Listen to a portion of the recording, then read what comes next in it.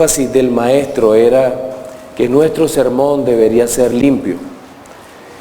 Me refiero a que no debería haber palabras de más ni palabras de menos. Entregábamos el mensaje que deberíamos entregar. Él nos decía que no usáramos eslogans repetitivos dentro del sermón, que no usáramos historias de nuestra vida personal. De hecho, creo que ahora es algo paradójico porque estoy usando una historia de la vida personal. Pero también nos decía que, en especial, que no usáramos refranes. ¿Pero qué es un refrán? Un refrán es una frase que resume una creencia de una comunidad que se considera sabiduría popular.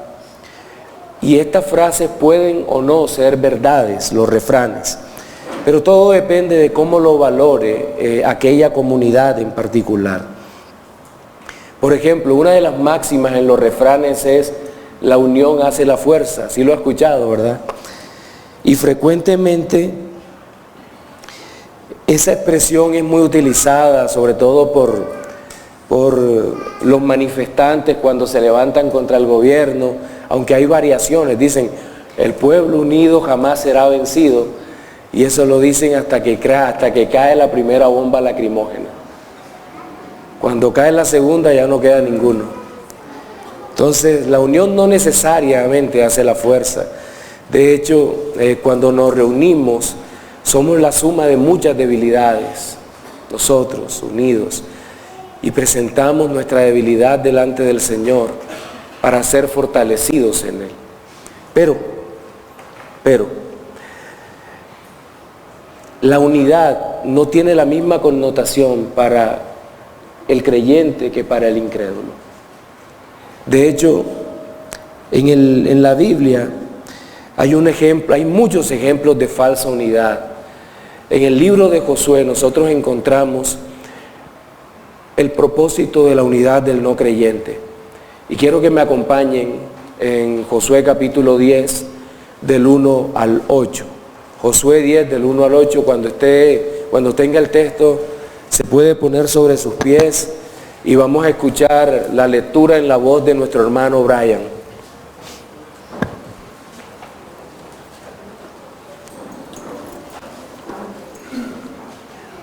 Cuando Adonisec, rey de Jerusalén, oyó que Josué había tomado a Jai y que la había asolado, como había hecho a Jericó y a su rey, así hizo a Jai y a su rey, y que los moradores de Gabaón habían hecho paz con los israelitas y que estaban entre ellos, tuvo gran temor, porque Gabaón era una gran ciudad, como una de las ciudades reales, y mayor que Jai, y todos sus hombres eran fuertes, por lo cual Adonisedec, rey de Jerusalén, envió a Joam, rey de Hebrón, a Piream, rey de Jarmut, a Jefías, rey de Laquis, y a Debir, rey de Eglón, diciendo: subid a mí y ayudadme, y combatamos a Gabaón, porque ha hecho paz con Josué y con los hijos de Israel. Y 5 reyes de los amorreos, el rey de Jerusalén, el rey de Hebrón, el rey de Jarmut, el rey de Laquis y el rey de Eglón, se juntaron y subieron ellos con todos sus ejércitos y acamparon cerca de Gabaón y pelearon contra ella. Entonces los moradores de Gabaón enviaron a decir a Josué al campamento en Gilgal: no niegues ayuda a tus siervos, sube prontamente a nosotros para defendernos y ayudarnos, porque todos los reyes de los amorreos que habitan en las montañas se han unido contra nosotros. Y subió Josué de Gilgal, él y todo el pueblo, de guerra con él, y todos los hombres valientes. Y Jehová dijo a Josué: no tengas temor de ellos, porque yo los he entregado en tu mano, y ninguno de ellos prevalecerá delante de ti. Muchas gracias, Brian. ¿Pueden sentarse? En el pasaje que acabamos de leer, observamos en primer lugar cuáles fueron las razones del rey pagano de Jerusalén para convocar a los reyes más poderosos del sur de Canaán a una alianza estratégica con el fin de combatir a los hijos de Israel que avanzaban en la toma de la tierra. En segundo lugar, podemos ver que ese llamado a la unidad mundana tenía como propósito la defensa de la forma de vida, es decir, la cosmovisión que los paganos tenían, su cultura, su religión, su forma política, todo lo que ellos deseaban, aun si esto representaba luchar en contra de Dios mismo y su pueblo. En tercer lugar, vamos a considerar desde la perspectiva de la fe el requerimiento de ayuda que hacen los gabaonitas y finalmente la respuesta de los hijos de Dios a ese requerimiento. Estos 4 aspectos los vamos a considerar en nuestro sermón dominical de hoy y vamos a iniciar hablando sobre la unidad mundana y su propósito. El relato nos habla de un tal Adonisedec, rey de Jerusalén o rey de Jebús. Era un jebuseo, una de las tribus cananeas que moraban allí al momento de la conquista.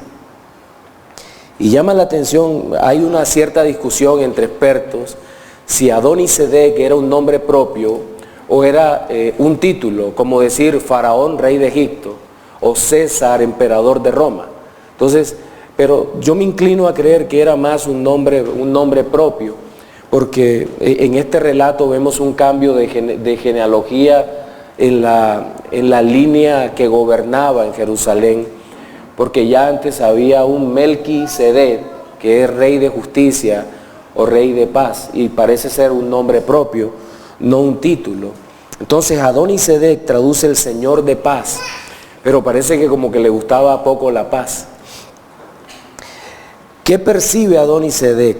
Pues bien, este rey de Jerusalén oyó que Josué había tomado Jai y que la había asolado como había hecho a Jericó. Si usted se da cuenta, Adonisedec tenía una percepción bastante limitada de quién era Dios. Él solamente había entendido que el Dios de Israel había asolado a 2 ciudades muy poderosas usando su pueblo. Es decir, Adonisedec y todos ellos concebían a Dios en el mismo plano de los ídolos locales. Un ídolo poderoso, pero que podía ser resistido, que podía ser combativo. Este hombre tuvo temor por las obras del Señor que él alcanzaba a ver, es decir, ciudades destruidas, muchos muertos, el avance de un pueblo. Y también consideraba que la unión con Gabaón era una desventaja estratégica para él. Hasta allí había hecho su valoración, una valoración totalmente pagana, mundana de los eventos que habían ocurrido hasta allí. Mire que en el versículo 2 dice, tuvo gran temor, porque Gabaón, mire el énfasis, era una gran ciudad, como una de las ciudades reales, y mayor que Jai, y todos los hombres eran fuertes. Es decir, él estaba más preocupado por ser barrido, por ser acabado, pero no estaba preocupado por conocer a Dios. Y a partir de ese conocimiento tan limitado que él tenía, hace un llamado a los otros reyes a una unidad mundana. En el versículo 3 dice, por lo cual Adonisedec, rey de Jerusalén, envió y aparecen los nombres de los reyes que dentro de un momento, en otro punto, vamos a mirarlos. Pero ¿qué está llamando? Está llamando a defender sus intereses mundanos a pesar de las inminentes diferencias que habían entre un pueblo y otro. Cuando uno lee desprevenidamente el texto, le da la impresión de que todos estos reyes estaban unidos en pensamiento, tenían una unidad de corazón. Y eso no es cierto. Cada uno tenía un Dios, cada uno tenía un ídolo local, cada uno tenía su propia visión del gobierno, su propia cultura. Pero a pesar de eso, tenían diferentes enfoques políticos, pero la sagacidad de estos hombres los lleva a considerar una unidad para luchar contra el Señor. Yo no sé si usted se acuerda en Salmos capítulo 2, Permítanme leerlo para ustedes. Dice, ¿por qué se amotinan las gentes y los pueblos piensan cosas vanas? Se levantarán los reyes de la tierra y príncipes consultarán unidos contra Jehová y contra su ungido, diciendo, rompamos sus ligaduras y echemos de nosotros sus cuerdas. El que mora en los cielos se reirá, el Señor se burlará de ellos. Combatir a Gabaón era una prioridad. Ellos no podían darse el lujo de perder ese punto estratégico, porque los israelitas podían entrar a esa ciudad amurallada, resguardarse, salir y dar otros golpes. Habían perdido una ciudad estratégica y por eso querían combatirla también. Todas las valoraciones eran valoraciones mundanas. Quiero hacer una primera aplicación aquí, en este punto. Y es que no me sorprende hoy en día que el mundo desee cada día más una unidad. Pero la unidad del mundo es algo así como una colcha de retazos. Sí las has visto, ¿verdad? Dan risa, tienen muchos colores y están pegaditas. Eso es una colcha de retazos. Esa es la unidad del mundo. Ven, únete a mí, no importa lo que tú pienses. Yo creo que lo que tú piensas, no sé si tiene o no tiene razón, pero únete. Lo importante es que estemos unidos. Eso es el pluralismo. Ese es el pluralismo. Hay una unidad, pero no una unidad de corazón. Es una unidad por conveniencia. Y seguramente es esa la razón por la cual nosotros vemos que el Evangelio choca de una manera tan fuerte contra todo esto, porque el Evangelio exige la unidad en Jesucristo. Bajo los parámetros de Jesucristo es el Señor, Jesucristo murió en la cruz del Calvario, Jesucristo fue sepultado y al tercer día resucitó de entre los muertos.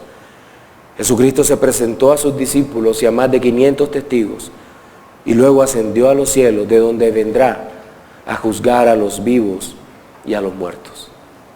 El Evangelio exige unidad bajo esos parámetros de pensamiento.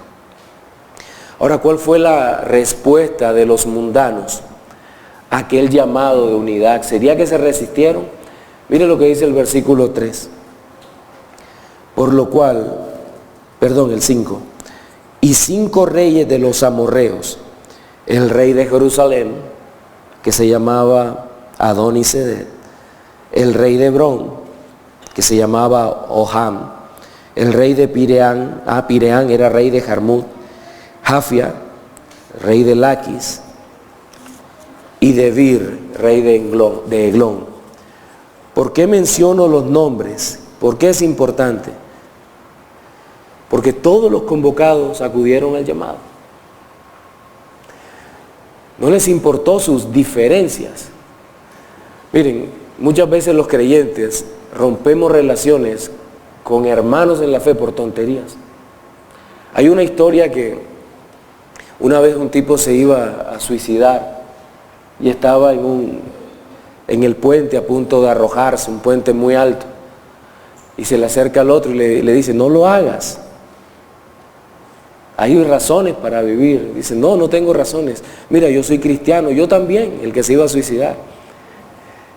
Y le dice, mira, quiero decirte que Cristo es suficiente para perdonar tu pecado y salvar tu vida. Yo creo eso. Y empiezan a hablar y resulta que ambos eran bautistas reformados. Y le dice uno al otro, yo creo en la confesión de fe de 1689. Dice, yo también me suscribo a esa confesión. Tenemos un culto conservador, wow, también, qué hermoso. Abrazamos el principio regulador de la iglesia.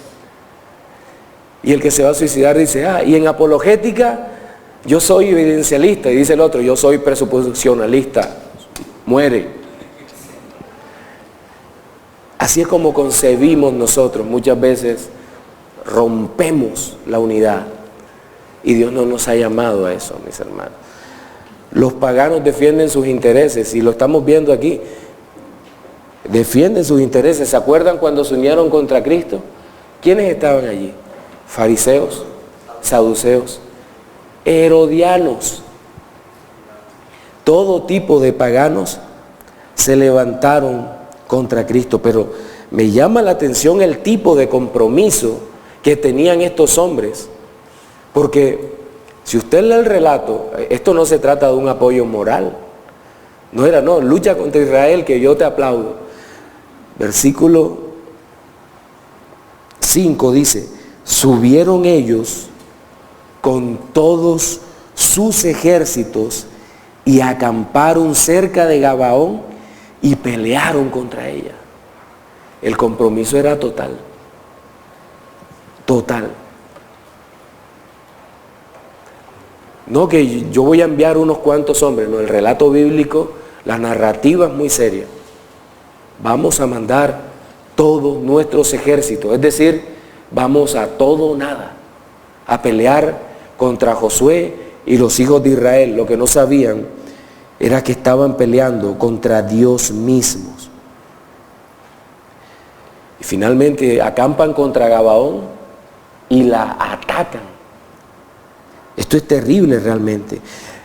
Y una segunda aplicación creo que es necesaria en esta parte. Usted sabe con el tremendo entusiasmo que el mundo responde cuando hay un llamado a unirse en contra del Señor. Y quiero poner solamente unos ejemplos. El llamado al aborto libre, la marcha de las pañoletas verdes en Argentina, es una clara referencia a eso. Se unen, ¿no? Se unen bajo una falacia. Las mujeres son dueñas de su cuerpo.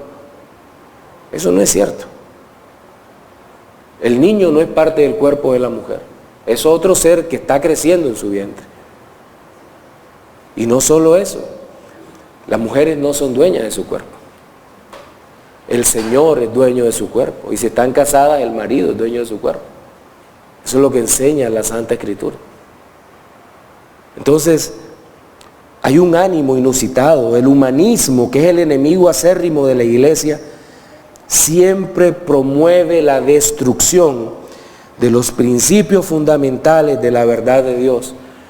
Pero estos no pueden ser destruidos, porque si los principios de la verdad de Dios son destruidos en el mundo colapsa.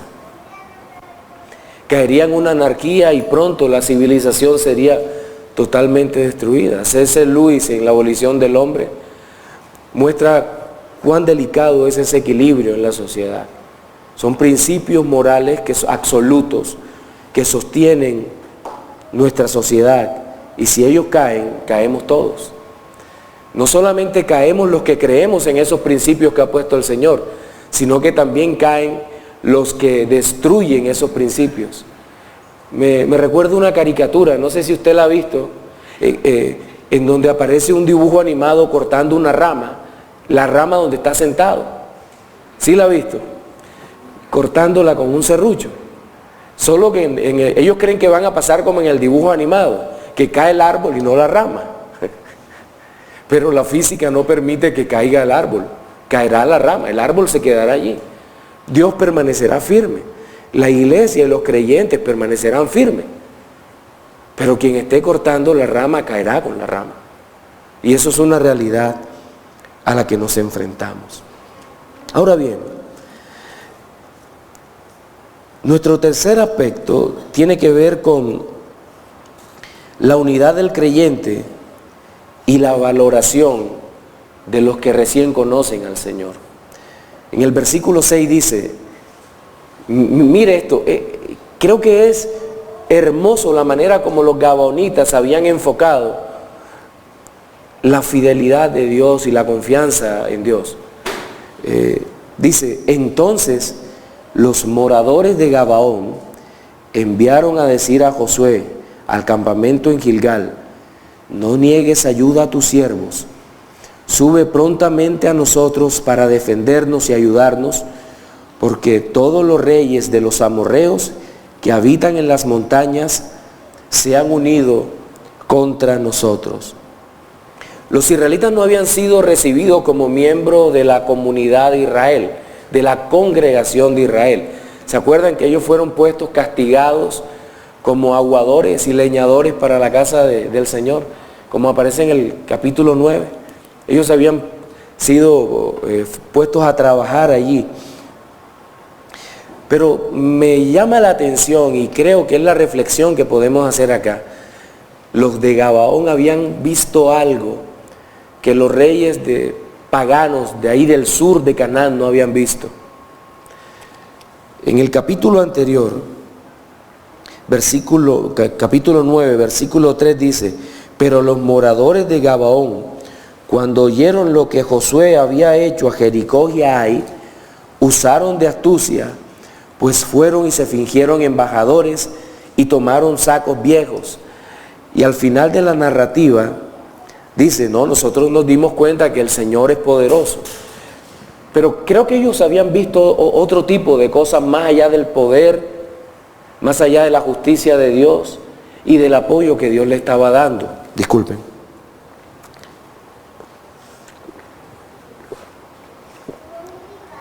Ellos primeramente habían entendido algo que Adonisedec y los reyes no habían entendido: que Dios es fiel. Dios es fiel. Pero también habían entendido que Dios es bueno. Habían entendido que los líderes eran hombres de palabra.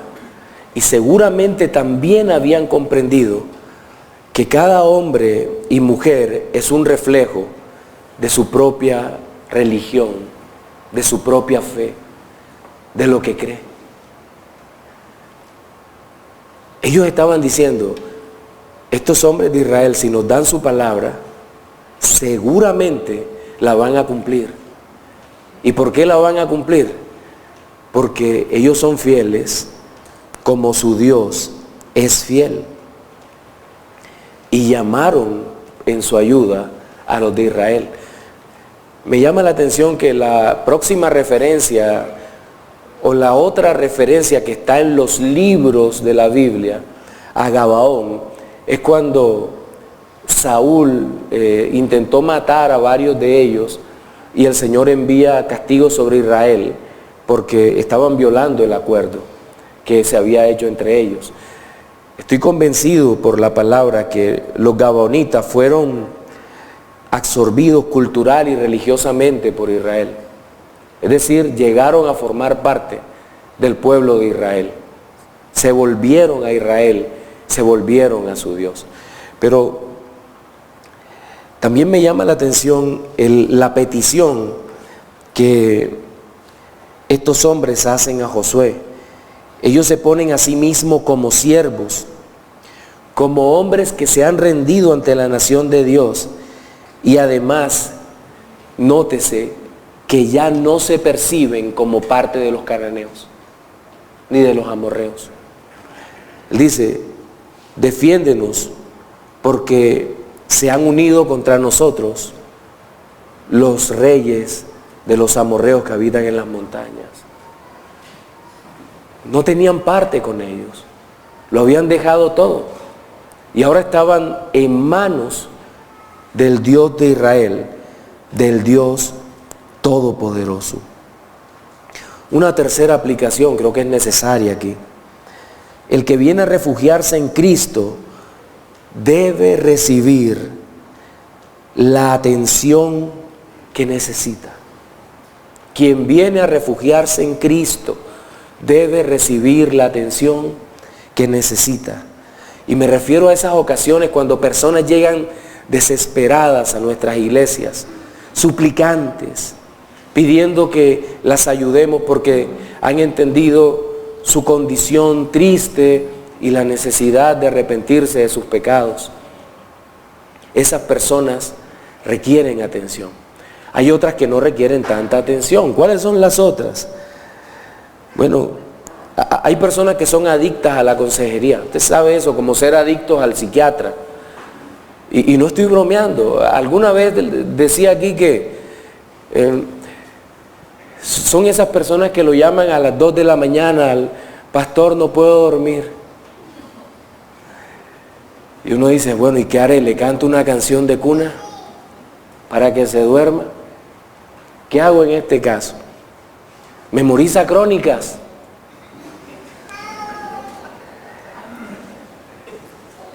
Hay personas que de verdad piden exceso de atención y hay iglesias que promueven eso. Pero cuando una persona llega de verdad, con necesidades espirituales genuinas, es nuestra obligación. Y cuando hablo nuestra obligación, no me refiero únicamente a los pastores de la iglesia, a los diáconos, al liderazgo en general, sino a cada uno de nosotros. Estamos llamados a darles atención. El último punto me fascina porque creo que es la antítesis de todo lo que hemos venido hablando. Habla de la unidad del creyente, es decir, el respeto a los votos hechos, la confianza en la promesa recibida. Versículos 7 y 8 dice, subió Josué de Gilgal, él y todo el pueblo de guerra con él, y todos los hombres valientes. ¿Para qué se movieron? Se movieron para ayudar a los de Gabaón. Y Jehová dijo a Josué, no tengas temor de ellos, porque yo los he entregado en tu mano, y ninguno de ellos prevalecerá delante de ti. Primero, Josué muestra un profundo respeto por la palabra que había comprometido. ¿Se acuerdan que a pesar de que Gabaón los gabaonitas lo habían engañado, Josué dijo, no, está bien, nosotros lo vamos a respetar, no vamos a atentar contra su vida, está bien, lo respetamos. Ahora, lo que es más llamativo en todo esto es que Josué no actuó como un impío, dejando perecer a Gabaón. Piénselo de esta manera. Josué dijo, nosotros no los vamos a matar a ustedes. Pero ahora los reyes del sur se habían levantado contra Gabaón para atacarlo. Él ha podido decir, bueno, esa gente nos engañó. El enemigo de mi enemigo es mi amigo. Bueno, voy a dejarlo que se maten entre ellos. Total, no tengo ninguna obligación. Quedan más debilitados los cananeos entre ellos mismos. Y después agarro cansado a los ejércitos y termino la guerra. De pronto Sun Tzu en su arte de la guerra hubiera dicho eso. No sé si lo dijo o no, pero lo hubiera pensado. Pero sabe que él no actuó así. Había dado la palabra, había hecho un voto y subió a ayudar a Gabaón con sus hombres valientes. Se levantó, respetó, y seguramente esto afianzó una nueva relación entre Gabaón e Israel, que es lo que parece indicar la dirección que toma el relato tan corto en la vida de los gabaonitas de Israel, y es lo que parece o en esa dirección marcha la narrativa. Ahora bien, Josué también había aprendido una lección valiosa. Usted recordará que en el capítulo 9 explícitamente dice el texto que no consultaron al Señor, pero ahora todo indica que sí consultaron al Señor. ¿Por qué?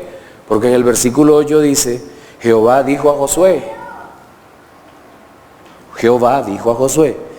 no tengas temor de ellos, porque yo los he entregado en tu mano y ninguno de ellos prevalecerá delante de ti.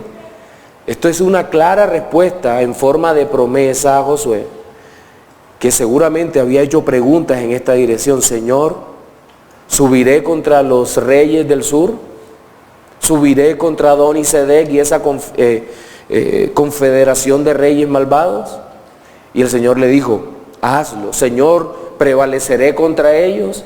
Y seguramente el Señor le dijo, prevalecerás contra ellos, y yo los he entregado en tu mano. De tal manera que Josué se levantó creyendo en una promesa del Señor, cumpliendo un voto que había hecho, y haciendo la gloriosa obra que el Señor les había mandado.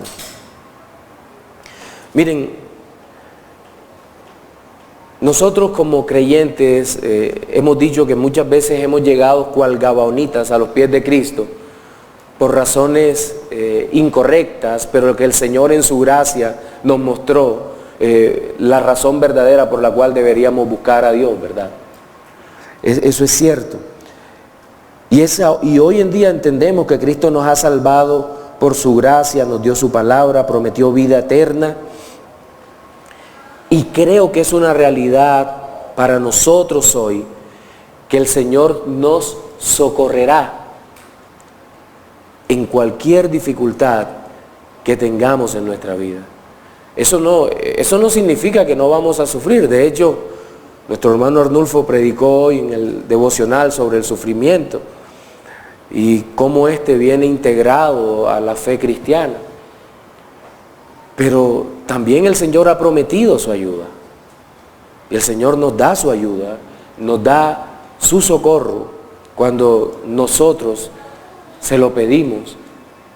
¿Y por qué nos lo da? Porque Él ha prometido darnos. Y Él siempre es fiel a sí mismo.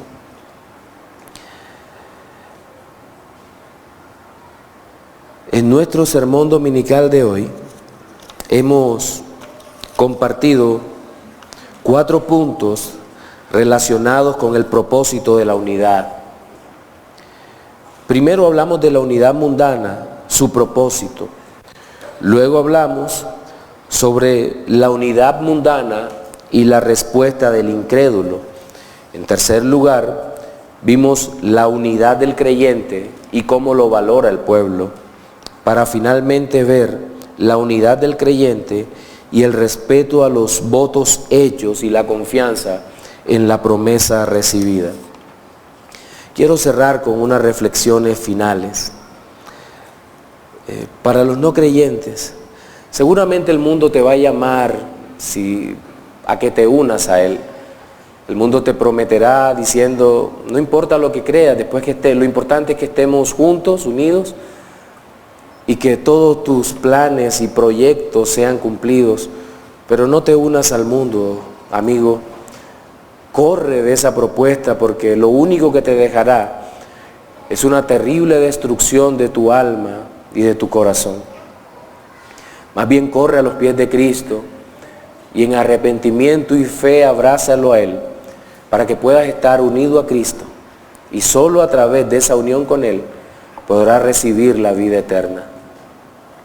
Para los creyentes, creo que es necesario que recordemos ser de testimonio y palabras firmes como lo fue Josué, acudiendo al llamado de aquellos que el Señor ha recibido como hijos, aún cuando no sean tan cercanos a nosotros. Amén.